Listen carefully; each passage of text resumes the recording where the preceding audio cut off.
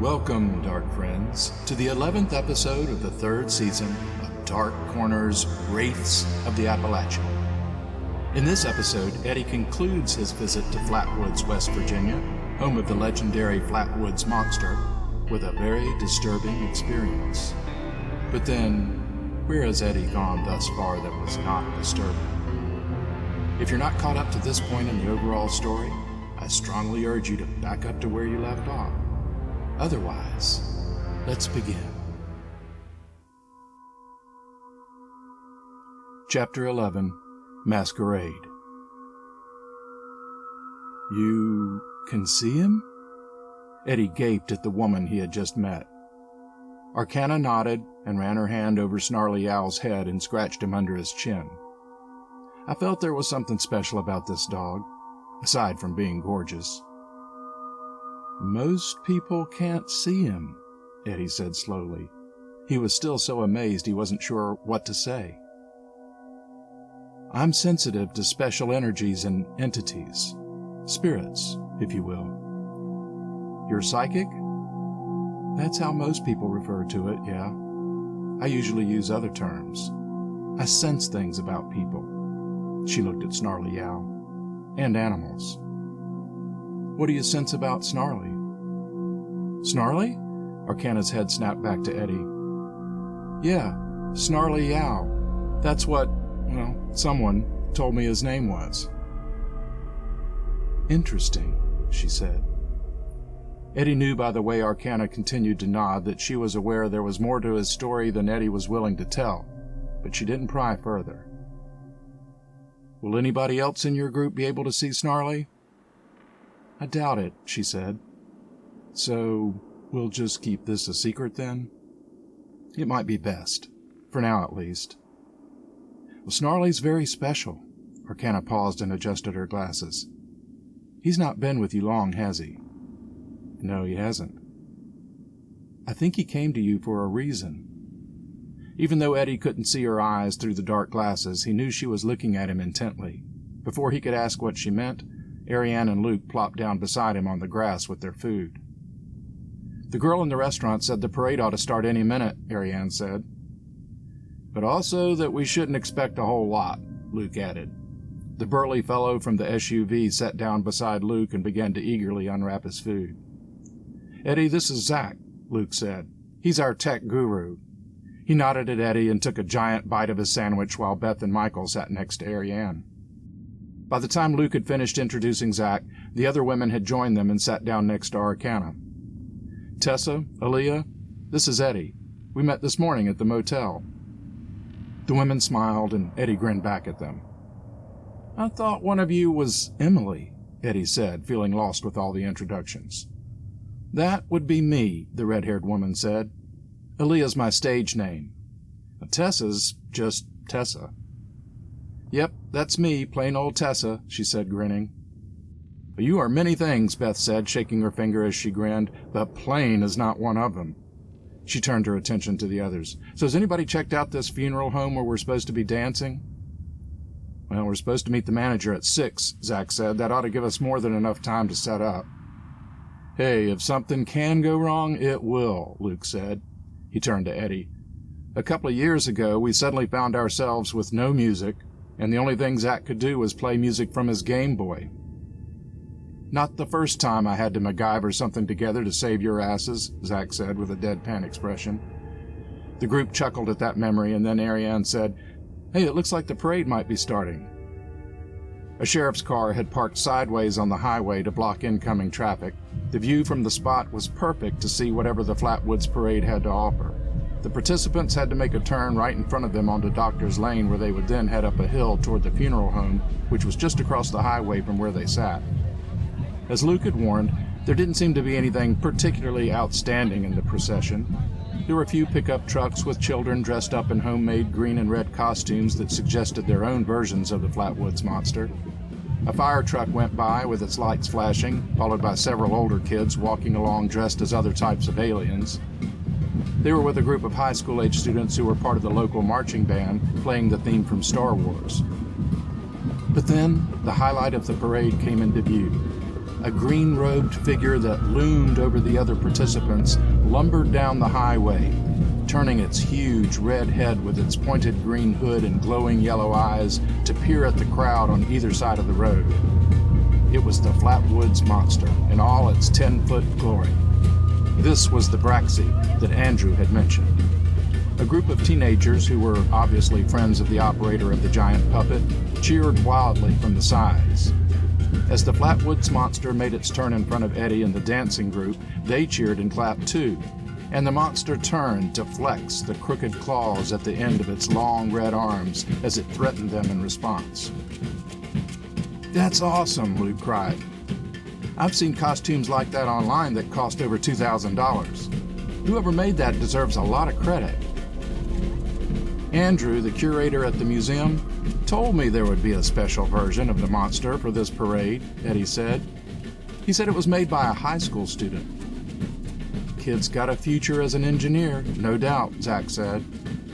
Some of the crowd followed the giant monster up the hill, while everyone else began working their way back into town. "I guess it's time for us to go back to the motel to get our costumes. From there, we can head back here to the funeral home," Ariane said. "Eddie, are you coming to the show?" "Only an alien abduction could make me miss it," he answered with a grin. Arcana was the last to get up and make her way to the car. She lingered long enough to run her hand over Snarly Yow's head again and to rub his ears. "It's been interesting meeting you, Eddie," she said. "I think you'll be surprised by our show." "Oh?" Eddie asked. "No spoilers. Hope to see you there." Eddie nodded and watched her join the others. They all waved as both cars pulled out of the parking lot. As Eddie exited the office of the campground with Snarly Yow trotting along beside him, he suddenly froze in his tracks. There, with the Elk River in the background, was another of the huge Flatwoods Monster chairs. He hadn't noticed it when he pulled into the parking area, but the chair wasn't what made Eddie stop. Sitting in the chair once again was Kathleen May, just as she had been in the museum. Eddie slowly approached the chair, and Kathleen watched him. She took a long pull on her cigarette, and after blowing a thin plume of smoke out the side of her mouth, she spoke. "Watch out, Eddie Bowen." "What do you mean?" "You need to be very careful." "Of what?" "Just be careful." As Kathleen took another drag of her cigarette, Eddie watched her fade away. In seconds, he saw only the wooden back of the chair. Eddie looked around to see if anyone else had witnessed the strange phenomenon. RVs sat lined up as if in a camping show, and a few people puttered around them, but no one acted as if anything odd had happened. Eddie turned and looked at Snarly Yow. "You saw her, right, boy?" Snarly wagged his tail twice. "Well, I guess all we can do is find our site and get set up. We can enjoy the peace and calm of the river for a bit and then head back into Flatwoods to catch the dance show. Surely that won't be too dangerous." Eddie's campsite was right on the river, which offered not only a beautiful view, but also the promise of another good night's sleep because of the constant murmur of the current flowing over the large, smooth rocks. Eddie set up his tent quickly and placed a chair to face the river. The day had turned hot and humid, but there on the riverside, he enjoyed a cool breeze that constantly blew through the site. He indulged himself and popped a beer that was still cold from the melted ice water in his cooler. The setting was so peaceful, he simply sat there for a few minutes watching the river flow and reveling in the peace and calm. When he had finished his beer, he retrieved his guitar from the van and began to play. Eddie didn't know how much time had passed as he sat by the river, but eventually he noticed that the sun was getting rather low on the horizon. He felt so good that he thought about just grabbing another beer and blowing off the trip back into Flatwoods. But I promised I'd be there. Eddie sighed and slowly got up from his chair. Snarly Yow raised his head from where he had been napping. Eddie put the guitar back in the van and pulled a clean t-shirt from his carry-all. Once he had changed, he called to the wolf dog. "Come on, fella. We got a show to go to." It was the strangest venue Eddie had ever seen for a show, and he had played in some odd places with various bands in his early 20s. But a funeral home takes the cake. The fact that the sun was setting offered only a slight respite from the thick, humid heat that sat on Flatwoods like a wet blanket. Eddie tried not to think about the cool breeze he had left back at the campsite. As he walked up the hill with Snarly Yow to the parking lot behind the funeral home, Eddie could hear Luke's voice testing the sound system. About a dozen locals settled themselves into their folding chairs as others drifted in from where they had parked below, as Eddie had. The troupe had created a makeshift stage by rolling out a large carpet over the asphalt to designate their performing area in front of a nondescript door to a part of the funeral home that looked like a warehouse. 5 or 6 blue barrels sat ominously in full view. The costume dancers grouped themselves in another designated area off to the side, which served as a backstage where the women who weren't dancing could wait while the others performed.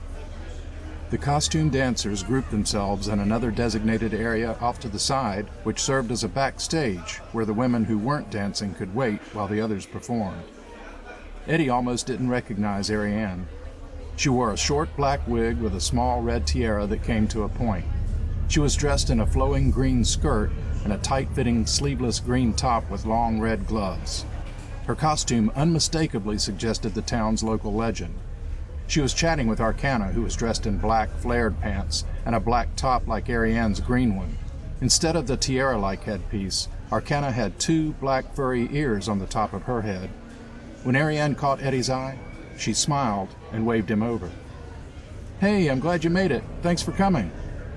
"No problem," Eddie said. "Looks like you might end up with a decent crowd." "I'm amazed anyone came out with this heat," Ariane said. "The humidity's already making us lose our faces. The way our makeup is melting, we probably should have changed the theme to Night of the Living Dead." "Well, you're at the right place for it," Eddie said, motioning to the funeral home sign. Snarly Yow wagged his tail twice as he looked at Arcana, who smiled back at him and gave Eddie a wink. Luke joined them, and after a quick greeting to Eddie, said, "Zach says he thinks we're ready to start when you are. It's not as dark as we'd like, but since we've already got an audience and we did say the show would start at 8:30, we probably ought to get going." "Fine. I'll tell the ladies to get ready and you can give the welcome and introduce the first number," Ariane said. "Guess I'll join the audience," Eddie said. "Break a leg." Eddie found a spot where he could lean against a tree and still be able to see the show. The crowd stopped chatting as they saw Luke walk to the center of their improvised stage and lift his microphone. "Hey everybody, how we all doing tonight?" A sharp blare of feedback burst from the speakers, and Luke jerked the mic away from his mouth. He looked to Zach, who shrugged, turned a knob or two, and then gave him a thumbs up. Luke repeated his question, this time without any electronic feedback. Most people in the audience nodded and smiled, and a few answered, "Good," in polite voices that contrasted greatly with the whistles, hoots, and hollers that Eddie imagined the dance troupe typically got in the bars and conventions where they were used to performing. "It's my pleasure to introduce to you Final Form Fusion, a dance troupe made up of game-loving, cosplaying geeks who want only to express their love for all genres of geek culture, especially horror, sci-fi, fantasy, and anime, through the medium of dance. Tonight we want to share our family-friendly brand of entertainment with you during your special celebration of a very popular figure here in Flatwoods, someone you all know and love.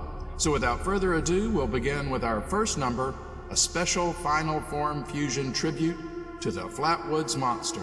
Please put your hands together for Aaliyah, Tessa, Firequill, and Vinka." 4 dancers wearing costumes that matched Ariane's green and red outfit walked out in single file and took their places in 2 lines facing each other. They stood still with their heads looking down as they waited for their cue. Even though it wasn't totally dark yet, when Zach started the music, along with the synchronized blue and red lights that illuminated the dancers, Eddie was impressed with the effect. The eerie electronic beats of Lorne's The Slow Blade set the mood perfectly for the women's suggestion of an alien creature. Their moves were fluid and graceful, reminiscent of the stories of how the 10-foot-tall monster glided out of the woods toward the terrified May family back in 1952. When the song ended, the crowd applauded with enthusiasm, even though they were most likely a much more conservative audience than the dance troupe typically experienced. Eddie blew a loud, piercing whistle by putting 2 fingers in his mouth as his mother had taught him to do. In response, Snarly Yow laid both ears flat back against his skull as he looked at Eddie disapprovingly. As the women exited the performance area, Luke took his mic to the front and addressed the crowd again. As many of you know, the Flatwoods Monster is just one of several mysterious creatures in Appalachian cryptid lore. For over 100 years, stories have been told in West Virginia and Maryland of a large black dog with glowing eyes that mysteriously appears to haunt folks on dark, moonless nights. At this time, we present a solo performance by Arcana, with her dance inspired by the legend of Snarly Yow, the phantom dog. Eddie could hardly believe his ears. That's why she said I'd be surprised by their show. It's almost too much to be a coincidence. In the darkness, Arcana strode to the performing area and waited for her cue. While her song, Monsters by Rule, was a bit more upbeat than the previous song, its dark overtones seemed perfect for Arcana's sultry moods. At times, the dancer alternated between smiling seductively at the audience and snarling at them, and they responded with good-natured laughter and clapping. Snarly, too, seemed to take special notice of this dance, for he stood up from where he had been sitting beside Eddie and walked to where he could see Arcana more easily. Midway through the song, a single loud electronic pop jolted the crowd and the song stopped. Arcana froze and looked toward Zach, who was frowning at the control board. Snarly Yow swirled to look behind the audience. In a move that Eddie had come to recognize as Snarly's recognition of an intruder, the wolf dog dashed past the crowd and down the paved road he and Eddie had walked earlier. Eddie ran after him, barely able to keep from yelling the dog's name, as he knew that doing so wouldn't stop the dog's pursuit and would make people think he was crazy. "Ladies and gentlemen," Eddie heard Luke shout to be heard without his mic, "sorry for the delay. We should be able to fix this problem very soon and resume our program. Thank you for your patience." Snarly turned onto the main road, which Eddie knew would take him through the heart of the tiny community. Eddie also knew he would never catch up to Snarly Yow on foot, so he rushed to the van and headed out after the dog. He breathed a sigh of relief as his headlights picked up Snarly's form running on the side of the road ahead of him. He followed the dog as they passed the post office, and then the community center, where they had seen vendors hawking their UFO wares earlier in the day. Eddie wondered how far Snarly was willing to run in pursuit of whatever it was he had seen. What if he leaves the road and heads into the woods? Eddie wondered. When they got to the elementary school, Snarly stopped. He left the road and sniffed the sidewalk at the front of the school and then backed up to the spot where he had left the road. Eddie pulled the van into the school parking lot, and he remembered that this was quite likely the place where the May boys had first seen the fiery ball streak down from the sky to land somewhere nearby. "Snarly," Eddie called from his open window. "What's up, boy?" He shifted the van into park and got out with the motor running. Snarly looked up at Eddie briefly and wagged his tail once, but then returned to sniffing the ground and walking in circles as if trying to pick up a lost scent. Eddie leaned against the van and watched him, hoping that a deputy making his rounds didn't come to see what he was doing in the schoolyard. "Come on, fella. Let's head back to the campground. What do you say?" Eddie opened the side door of the van and motioned for Snarly to jump in. The dog glanced at Eddie and lifted his head to sniff the air. Giving one final snort, he jumped into the van. Eddie quickly shut the door and walked around to his side and climbed into the driver's seat. Silently thanking whatever divine powers might have helped him, he slowly pulled onto Highway 19 and headed back toward the campground. Snarly Yow did not settle down as he usually did when the van was in motion. He sniffed the seats and the floorboard and moved back and forth from the passenger seat to the back area where Eddie stored his extra gear. Snarly was obviously agitated. The further Eddie drove, the worse Snarly got. Once they left the main highway and traveled about a half mile on the dark, two-lane road leading to the campground, the engine quit. There was no warning, no sputtering, no backfires. It just quit. Eddie sat still in the driver's seat, dumbfounded as to what to do. Snarly was quiet, but still visibly disturbed. He stood at the side door, clearly ready to get out. Eddie was about to open his door when through his open window he heard movement in the bushes on the side of the road. There were no streetlights or any businesses in the area to provide lighting from their signs. The sky was awash with stars, and the only light was that offered from the moon. Eddie hesitated as he listened to the disturbance in the brush, which appeared to be getting closer to the van. Snarly Yow whined and pawed at the door, letting Eddie know that he wanted to get out. "Let's just sit tight for a minute, okay, boy?" The bushes parted, and a very tall, dark shape, much too tall to be human, crossed the road in front of the van. Eddie froze, pretending that if he stayed perfectly still, he might dissolve into the seat, invisible to whatever it was that approached. Snarly, too, remained still, his nose quivering as he tried to identify the strange, pungent odor that permeated the van. It seemed to Eddie that a shadow passed over, throwing them temporarily into complete darkness as the huge thing drifted past. A scratching noise made Eddie's skin crawl, a sound as if someone took a handful of nails and ran them all the way down the passenger side of the van.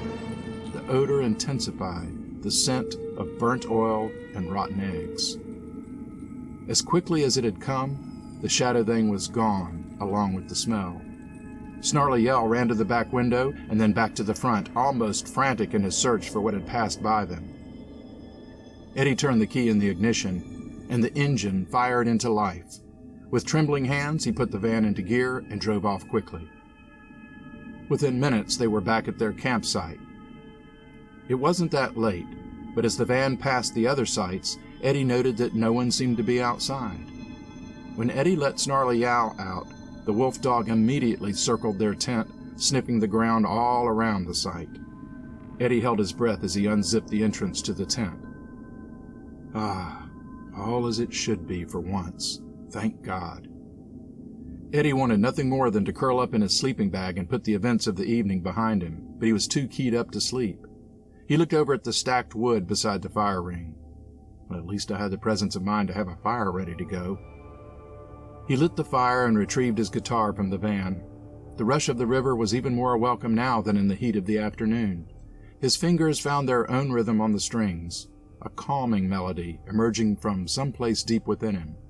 Soon Snarly Yow lay down beside him, alert but much calmer than before. Suddenly the campsite was illuminated by a fiery ball that soared over their heads. Snarly and Eddie tracked the object together, watching as it disappeared behind the wooded ridge that rose across the gravel road behind the van. The vision of a similar night in the Fort Mountain campsite flashed in his mind, along with Kathleen May's warnings and Andrew's words in the museum earlier in the day. Her two boys were in the group of kids who were playing in a field near the elementary school where they spotted a fireball that streaked across the sky and appeared to land in the woods near their house. Eddie looked around to see if by chance any other campers had noticed the fireball. No one had emerged from their tents or RVs. Eddie looked at Snarly. "I don't really want to, but I'd rather go see if there's anything up there than allowing it to sneak up on us here." Snarly wagged his tail twice and moved toward the ridge. "Hold up a second, fella. Let me grab a couple of things." Eddie got the lantern from the van and, after a moment's hesitation, the hatchet. And once again, I questioned my decision not to own a gun. Even without a trail, the woods weren't thick enough to slow their progress. In just a few minutes, they made it to the top of the ridge. Down below them, in a small valley, a red light pulsed. Eddie couldn't identify the precise source. It seemed to be glowing outward from a large thicket of bushes. Snarly growled as the same sickening smell they'd experienced before wafted up to them. Damn it, why did I feel like I had to come up here? As Eddie had feared, a tall shadow, easily 10 feet tall, appeared between them and the pulsing light. This time, however, he could make out some features. That can't be. It's just too crazy. The figure worked its way toward Eddie, and he could see that its eyes were glowing. Like the depiction in the sketches at the museum, the head, or perhaps it was a cloak around its head, came to a point. When it raised its long arms in a threatening gesture, Snarly Yow attacked with a series of deep, bellowing barks. Before the wolf dog could reach the monster, it collapsed and broke apart into a multitude of squirming forms. Eddie gasped as he saw at least a dozen small, pale bodies dashing off into the darkness of the woods. Some jumped into the lower branches of trees, while others disappeared into the thick foliage. Snarly Yow continued to give chase to some of them, while Eddie stood and watched, feeling helpless to aid the wolf dog and extremely vulnerable. He tightened his grip on the handle of the hatchet and peered into the woods, trying to ready himself as much as possible for a sudden attack from the smaller creatures.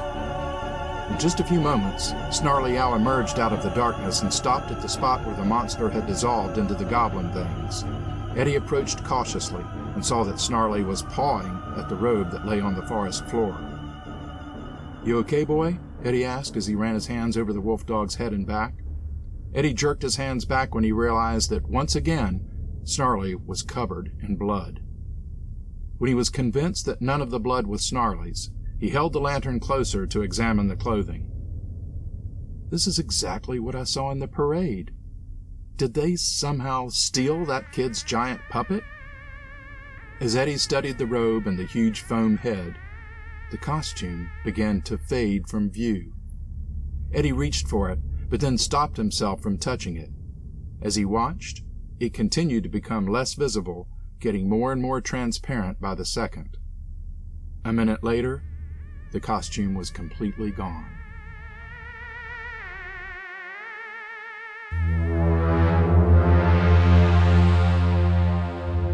That concludes Episode 11, Masquerade, and completes Eddie's visit to Flatwoods, West Virginia. I want to give a special shout-out to Arcana, Vinka, Aaliyah, Luke, and all the other wonderful people in the Final Form Fusion dance group who contributed to this episode. I wish I could have been in Flatwoods when some of you actually did perform during the Flatwoods Monster Festival. When I learned that not only did some of you perform a dance inspired by Braxy, but also one about Snarly Yow, and that you danced at a funeral home, I knew I had to include you in the story. Dark friends, you can find out more about Final Form Fusion by visiting their Facebook page, and those who subscribe to my free newsletter will find a fun interview I conducted with several members of the group.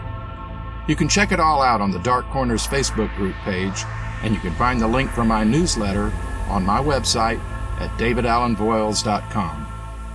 That's it for this time. I hope you'll join me again very soon in the Dark Corners.